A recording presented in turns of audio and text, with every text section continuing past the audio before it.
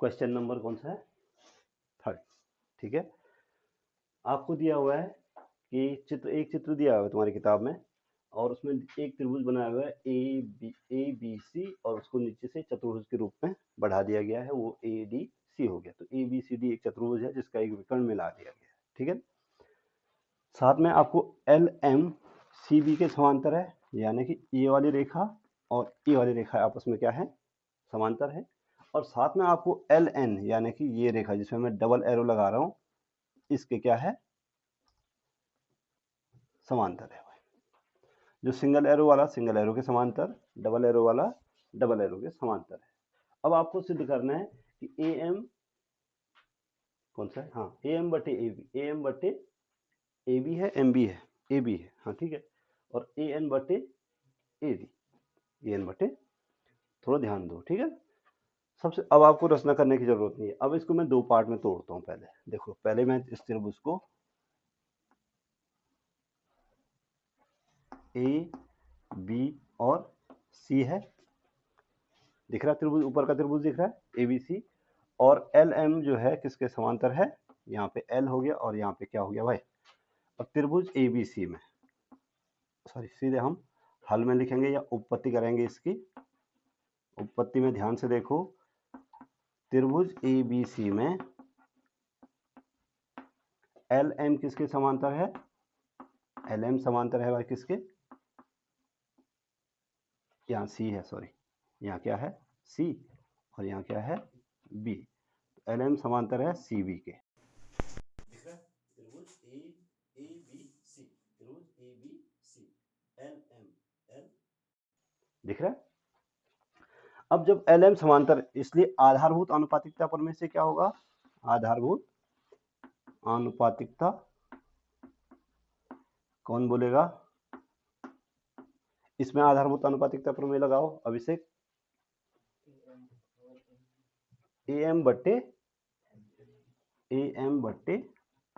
M B, हाँ, बराबर A L बट्टे एल। इक्वेशन नंबर फर्स्ट बना दो इसको। ये हमारी समीकरण नंबर क्या बन गई? बन गई। अब देखो दूसरा त्रिभुज ले रहा हूं,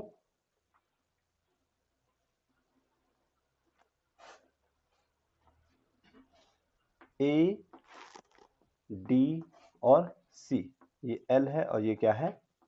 दिख रहा है आपको?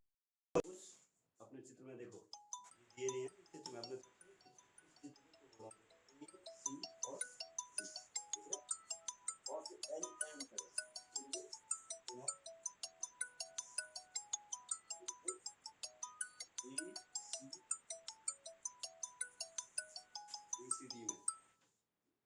एसीडी में बोलो, एल एम किसके समांतर है?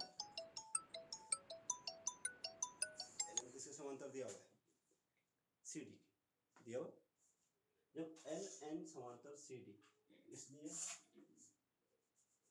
एल एन समांतर है, इसलिए आधार, फिर से वही आधारभूत आनुपातिकता, कौन बोलेगा?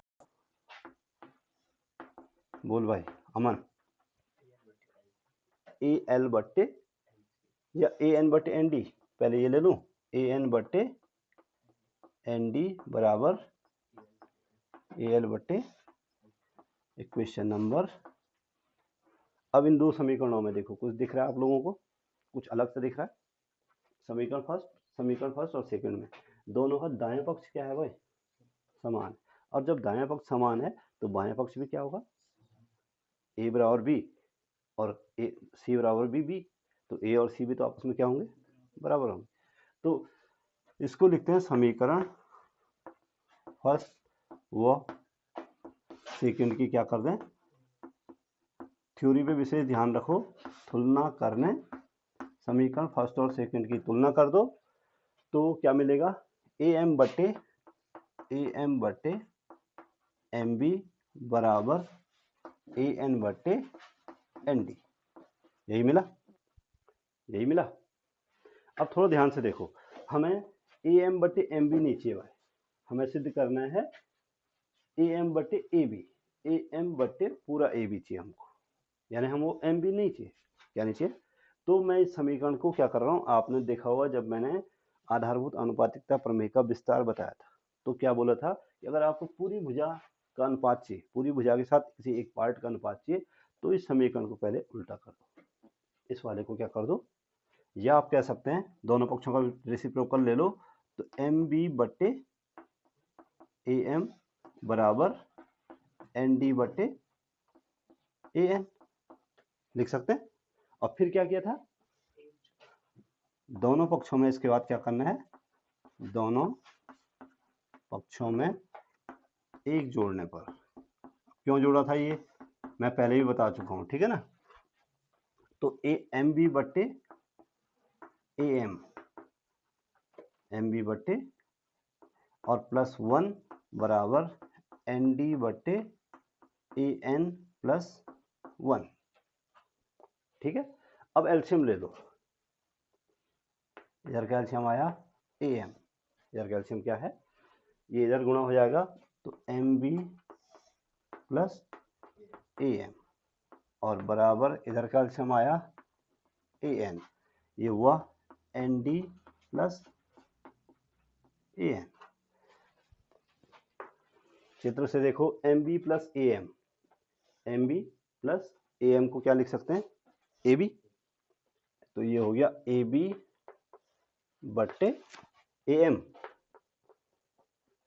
और बराबर चित्र में देखो भाई N D plus A N किसके बराबर है, N D plus A N किसके बराबर है, ए डी, और बट्टे क्या है ए एन, ए, या आप कह सकते हैं इसको उल्टा कर दो, फिर से भिन्न उल्टी कर दो, तो ये हो गया ए एम बट्टे ए बी, ए एम बट्टे ए बी बराबर ए एन बट्टे ए डी, ए एन बटे, फिर से भिन्न को क्या कर दिया,